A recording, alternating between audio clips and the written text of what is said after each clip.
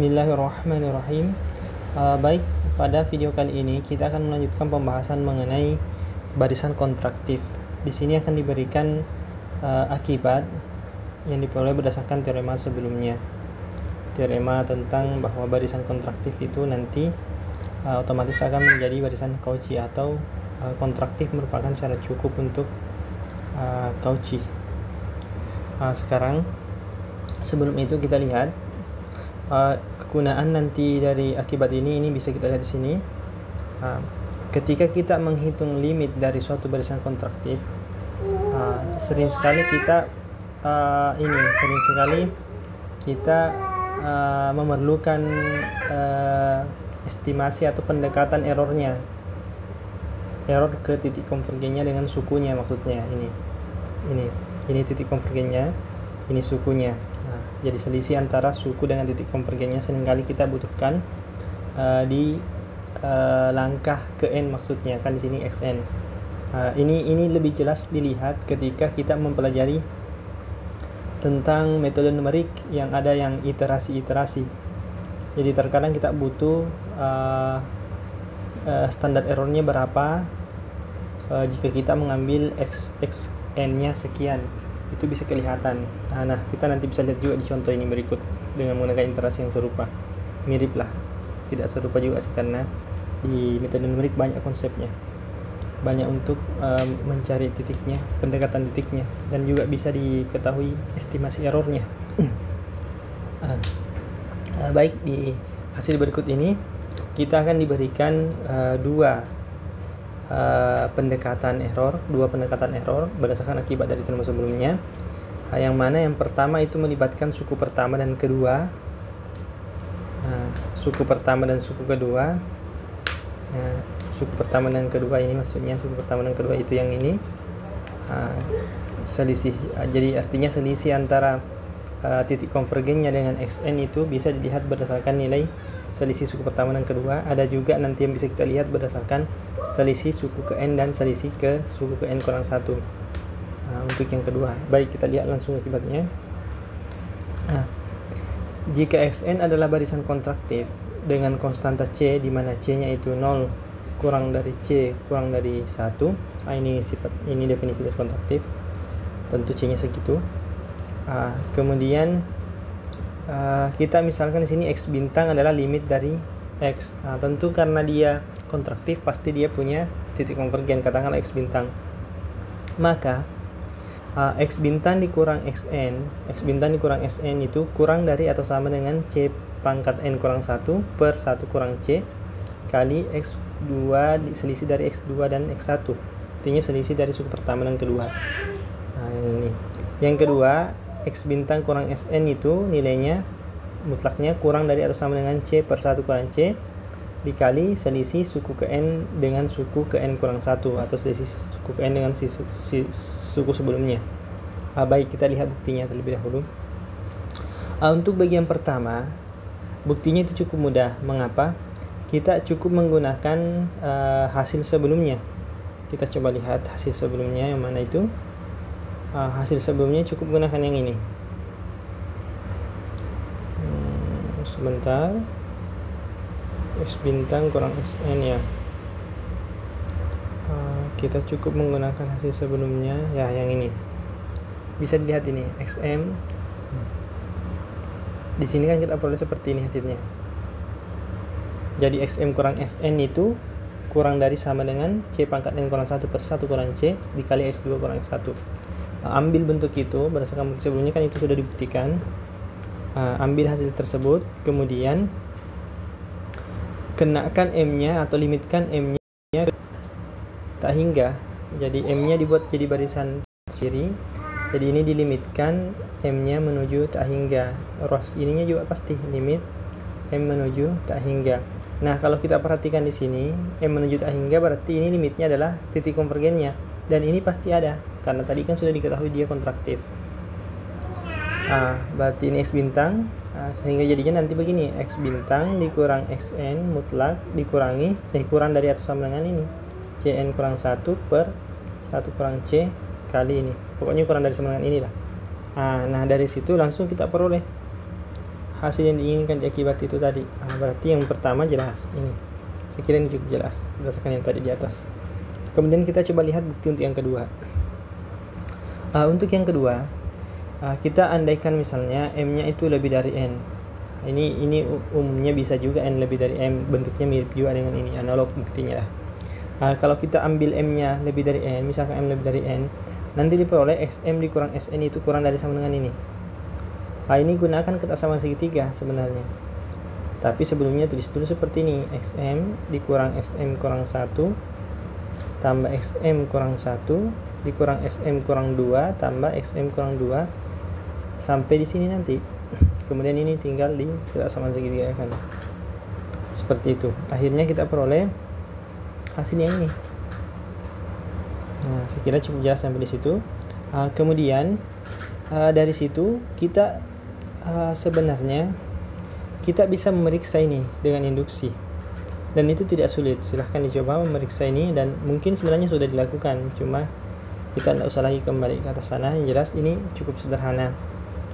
Di sini K, di sini K juga pangkatnya. Kalau kita mau lihat yang untuk K-nya 1 kan langsung kelihatan itu yang bentuk kontraktifnya ya. Yang ini XN tambah 1 kurang SN itu kurang dari sama dengan C, SN kurang SN kurang 1. Ini kan kalau K-nya 1. K-nya 2 nanti di sini C kuadrat. Ya, seperti itu kan kelihatan sebenarnya dari definisi kontraktif ini langsung bisa. Ini definisi kontraktif, gunakan di sini. Kontraktif langsung ketemu di sini. Kemudian dari hasil ini kita bisa peroleh hasil di bawahnya yang ini. Berarti XM kurang SN itu sama dengan ini, C pangkat N kurang N, dan seterusnya sampai C. Jadi ini saja dipakai. Ini kan kurang dari sama dengan C pangkat M kurang kali ini. Kemudian yang di sini yang terakhir C nanti ini. S pangkat SN tambah 1 kurang SN itu kurang dari C dikali SN dikurang SN kurang 1. Jadi definisi kontraktifnya saja dikenakan, dapat ini. Sehingga jika bentuk deret ini kita buat menuju sampai tak hingga, ditambah lagi dengan C pangkat M kurang N tambah 1 ya, atau kurang berapa ya. Pokoknya nanti di sini tambahkan saja sampai tak berhingga pangkatnya pokoknya. Ini tambah lagi dengan C pangkat M kurang N tambah 1, tambah lagi C pangkat M kurang N tambah 2, dan seterusnya tak ada hentinya. Berarti berlaku rumus jumlah deret tak hingga diperoleh di sini. Jumlahnya ini adalah C per 1 kurang C, yaitu yang ini A per 1 kurang rasio. Rasionya kan C, sehingga diperoleh bentuk ini. Dari sini tinggal dilimitkan lagi M-nya menuju tak hingga ini. Di sini kan kanan tidak ada M-nya, sehingga tetap seperti ini modelnya. Yang kiri menjadi X bintang karena limitnya SM kan X bintang ini. Diperoleh E2. Seperti itu untuk memperoleh bukti dari akibat 3, 5, 10. Selanjutnya, setelah kita lihat akibat itu, kita lihat penggunaannya di contoh. Penggunaannya di contoh. Coba kita lihat penggunaannya di contoh berikutnya. Yang ini contohnya. Katakanlah misalnya kita ingin melihat kira-kira akar dari bentuk kubik ini kira-kira nilainya mendekati berapa. Kita mau lihat solusi pendekatannya. Sebelum itu tentu karena polinomial selalu kontinu, maka kita bisa menebak-nebak, bukan menebak istilahnya, kita bisa menyelidiki secara empiris atau secara coba-coba kira-kira X-nya itu terletak antara nilai berapa dengan berapa. Contohnya di sini. Di sini katanya terletak antara 0 dan 1. Mengapa bisa demikian? Perhatikan ketika kita membuat fungsi, kemudian ini dibuat jadi 0, katakanlah ini fx. Perhatikan pembuat nolnya. Berarti kalau kita buat seperti ini misalnya, berarti kita mencari ininya, X-nya di sini. Berarti kalau kita bisa menemukan satu nilai yang mengakibatkan X yang nilainya ini kan X yang mengakibatkan positif. Sedangkan kalau kita ambil di sebelah sini, ini X2 misalnya, ini X1, ini X2 yang menyebabkan nilainya negatif. Maka dengan menemukan angka-angka itu menjadi mudah. Contohnya begini. Kita substitusi 0. Kalau disubstitusi 0 berarti hasilnya kan 2, positif. Ini hasilnya nanti positif.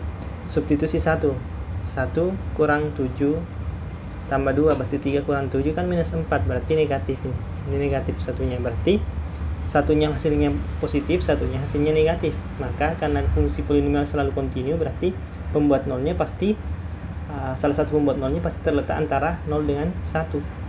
Maka kita sudah punya itu. Yang sudah mempelajari metode numerik mungkin agak bisa teringat karena ini agak berhubungan sedikit dengan situ. Selanjutnya dari situ kita bisa melakukan proses iterasi untuk mendekati nilai titik limitnya dengan cara kita ubah dulu persamaan ini. Ubah dulu persamaan kubik ini menjadi X sama dengan ini. Dalam hal ini dipilih bentuk seperti ini.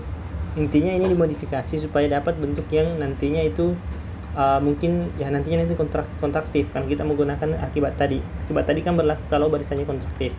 Jadi kita buat barisan dengan pendefinisian seperti ini, X sama dengan X pangkat 3 tambah 2 per 7.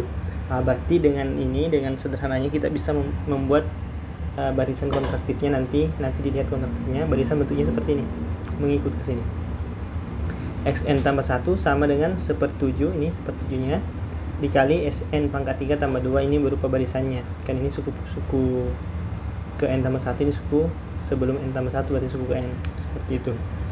Sekarang karena kita punya nanti ini, X1-nya kita ambil antara 0 dengan 1. Mengapa kita ambil antara 0 dengan 1? Karena kan kita ketahui bahwa akar-akarnya nanti terletak antara 0 dan 1. Berarti ambil saja atau kita bisa langsung tetapkan bahwa X1-nya itu bisa diambil antara 0 dengan 1. Kemudian untuk X1 yang demikian dengan cara induktif silahkan dicoba. Ini jawabannya Y di sini. Nanti diperoleh Xn itu pasti lebih dari 0 kurang dari 1, terletak juga antara 0 dengan 1. Silahkan dicoba dengan cara induktif. Lebih lanjut lagi, kita bisa melihat bentuk barisannya. Jadi ini untuk membuktikan bari kontraktif. Xn tambah 2 dikurang Xn tambah 1 itu sama dengan ini. Jadi substitusi saja definisi suku Xn tambah 2 kan yang ini. Kemudian ini Xn tambah 1 kan yang ini. Menurut definisi barisan yang di atas di sini kita buat tadi. Sehingga kita peroleh ini 1/7-nya bisa difaktorkan di sini. Ini Sn tambah 1 pangkat 3 kurang Sn pangkat 3. Selanjutnya gunakan bentuk faktornya. Jadi difaktorkan terhadap Xn tambah 1 kurang Sn yang ini. Diperoleh faktornya adalah yang ini. Karena faktornya adalah yang itu dan mengingat bahwa setiap Xn itu terletak antara 0 dan 1, berarti bisa kita katakan bahwa bentuk ini yang kiri ini, faktor yang kiri ini Xn tambah 1 kuadratnya kurang dari 1. Xn tambah 1 kali Xn nya juga pasti kurang dari 1. Mengapa? Xn tambah 1 kurang dari 1, Xn juga kurang dari 1.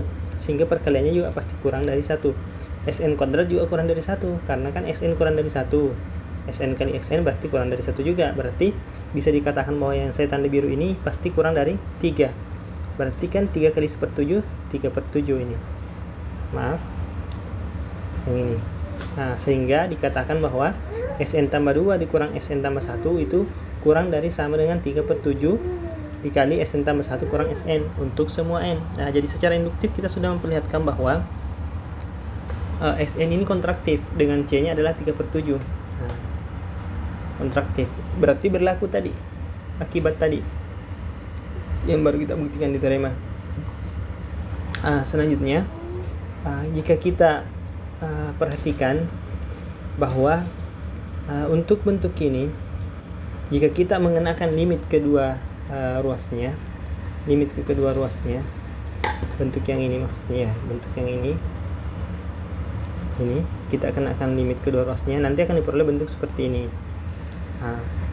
Atau kita sebelum itu kita kenakan dulu ini, karena dia kontraktif pasti limitnya ada, katakanlah limitnya adalah R. Kemudian kita perhatikan bentuk yang ini perhatikan yang ini. Kalau kita masukkan R-nya ke situ, karena dia akan limitkan terhadap N, berarti limitnya ini Xn tambah 1, limitnya ini adalah R, limitnya Sn pangkat 3, itu R juga, makanya berlaku R sama dengan R pangkat 3 tambah 2 sama dengan per 7. Bisa dilihat bentuk ini mirip dengan yang persamaan kubik yang kita ingin cari akar-akarnya, berarti R itu adalah akar. Seperti itu, jadi titik limitnya itu adalah akarnya sendiri. Dari sini kita simpulkan bahwa R adalah solusi dari persamaan di atas tadi ini, solusinya.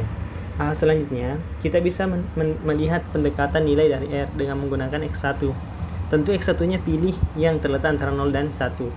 Kita pilih 0,5. Mengapa kita pilih 0 dengan 1? Itu mempermudah karena kita sudah yakin tadi bahwa pasti ada akarnya antara 0 dan 1. Dan yang kita turunkan di sini juga untuk Xn antara 0 dengan 1. Makanya kita pilihnya di situ. Dengan menggunakan ini, mungkin kita gunakan kalkulator atau Excel bisa. Kita peroleh nanti X2 nya seperti ini, X1 nya substitusi 0,5. Jadi masukkan di sini. Contohnya begini. X2 nya diperoleh nanti sama dengan 1/7 kali 0,5 pangkat 3 tambah 2. Dapat nanti X2 nya ini. Hasilnya nanti itu masukkan lagi dapat X3 nya, dapat X4 nya sampai X6 nya. Selanjutnya, untuk melihat akurasinya, kita perhatikan bahwa selisih antara X2 dengan X1, ini 0,5 dengan 0,3, pasti kurang dari 0,2 ya. Ini selisih X2 dengan X1 kurang dari 0,2. Untuk itu gunakan akibat I1 tadi. Akibat I1 tadi mengatakan ini X bintang dikurang Xn itu kurang dari sama dengan C pangkat N kurang 1 per 1 kurang C ya, kalau tidak salah. Coba kita lihat. Tadi yang akibatnya ini C pangkat N kurang 1, ini C pangkat N kurang 1 per 1 kurang C, seperti itu. Sehingga kita peroleh di sini tadi, mana tadi ya, ini C nya kan 3/7 tadi, C nya 3/7, berarti 3/7 pangkat N kurang 1, jadinya 3 pangkat N kurang 1 dikali 7 pangkat N kurang 1 kali 20. Di sini mungkin kalau saya tidak salah di sini mungkin salah ketik ya di sini. Sepertinya di sini ada pernya. Silahkan dibenarkan kalau ini saya salah. Sepertinya di situ ada pernya. Atau nanti saya dicek, intinya ya seperti itu metodenya. Kenakan saja ke situ tadi. Ini C pangkat N kurang 1 per 1 kurang C kali X2 kurang X1. Ingat, ini kan kurang dari C pangkat N kurang 1 per 1 kurang C. Mengapa? Ini kan kurang dari 0,2. Ini kurang dari 0,2 tadi. C pangkat N kurang 1. Sehingga kita peroleh hasilnya. Jadi nanti tinggal substitusi C nya 3/7. Di sini berarti nanti 4/7, di sini 3/7. Nanti ketemu juga yang ini nanti ya. Jadi kali betul ya. Betul, sudah betul di sini kali sepertinya. Nanti diperbaiki jika salah. Kemudian tentu kita nanti kalau operasikan di sini hasilnya per di situ per situ per. Mengapa ini di bawah nominalnya di sini, angkanya di sini? Berarti ini per kan sini. Berarti kalau seperti itu diperoleh hasilnya nanti ini X bintang kurang X6 itu kurang dari 0,0051. Namun hasil ini sebenarnya bukanlah pendekatan yang selisih errornya itu bukan ini yang ini masih terlalu besar. Kita bisa lihat bahwa errornya ini lebih kecil daripada ini sebenarnya. Gunakan akibat yang kedua. Dengan menggunakan akibat yang kedua, perhatikan bahwa X6 kurang X5 nilainya itu kurang dari ini. Selisihkan saja ini X6 dengan X5, nilainya itu kurang dari ini. Sehingga berdasarkan akibat kedua ini bisa berlaku seperti ini. Yang tadi yang C pangkat N kurang 1 ya, kalau tidak salah. Saya lupa di situnya. Pangkat N kurang 1 atau bagaimana? Salah. C per 1 kurang C di situ. Jadi di sini C per 1 kurang C, kemudian kali Xn dikurang Sn kurang 1. Karena N nya di sini 6, berarti di sini X6 kurang X5 diperoleh ini 0,004. Berarti 6 angka nolnya setelah koma. Di sini kita bisa simpulkan bahwa X6 itu sebenarnya sudah merupakan nilai pendekatan yang sudah benar di 5 angka desimal pertama setelah koma. Silahkan dipikirkan mengapa tidak dikatakan 6, padahal di sini nolnya setelah koma kan ada 6. Di sini dikatakan yang dipastikan adalah 5 desimal pertama yang dipastikan benar untuk nilai pendekatan X6. Ya, sekira seperti itu.